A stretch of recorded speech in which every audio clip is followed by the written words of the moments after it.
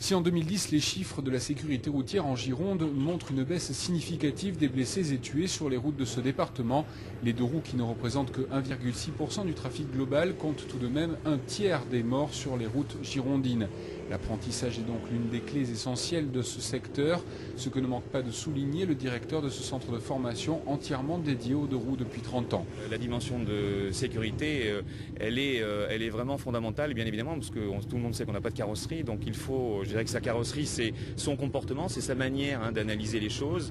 Et encore une fois, je vais me répéter, la moto, ça n'est pas dangereux à une seule condition, c'est justement de remplir, de maîtriser, de se maîtriser soi, parce que la moto, la machine par elle-même, c'est déjà un rapport poids-puissance qui permet des accélérations et des freinages quand même bien supérieurs à une automobile. Donc il faut vraiment se maîtriser. Mais pour se maîtriser, je crois que la maîtrise de soi, elle passe forcément par la maîtrise de l'engin. Plus on maîtrise l'engin et plus on a la capacité de se maîtriser.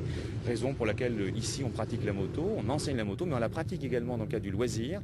Vous savez, j'ai un élève l'autre jour qui nous a dit, plus je fais du circuit, plus je me rends compte que la route c'est dangereux. Donc il a tout compris en fait. La route c'est fait pour se déplacer. C'est pas fait pour autre chose. Une activité qui croît pourtant ici encore de 150% par an. Les élèves viennent chercher avant tout une formation complète.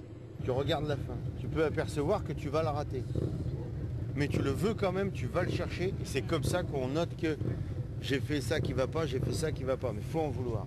À partir du moment où on est clair sur ce qu'on a à faire techniquement, le jour où sur la route effectivement il y a un souci, on sait réagir vite, précisément, avec la moto, sans avoir à réfléchir à ce qu'on a à faire tout simplement. Apprendre tout d'abord à conduire et à maîtriser une moto, parce que c'est pas inné, puis on se rend compte qu'il faut quand même quelques heures de pratique pour bien réussir à avoir confiance et puis à se sentir en sécurité et en mesure ensuite de pouvoir prendre la route.